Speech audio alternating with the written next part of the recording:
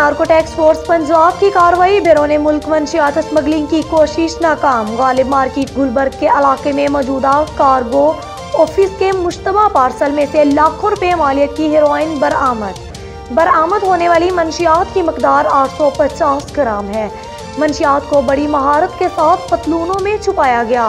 Parcel Zafar Zaman वल्द नूर जमान जो रावलपिंडी का रहायशी है की जानिब से ऑस्ट्रेलिया में अली रजा के लिए बुक किया गया था। मजीद तफ्तीश जारी।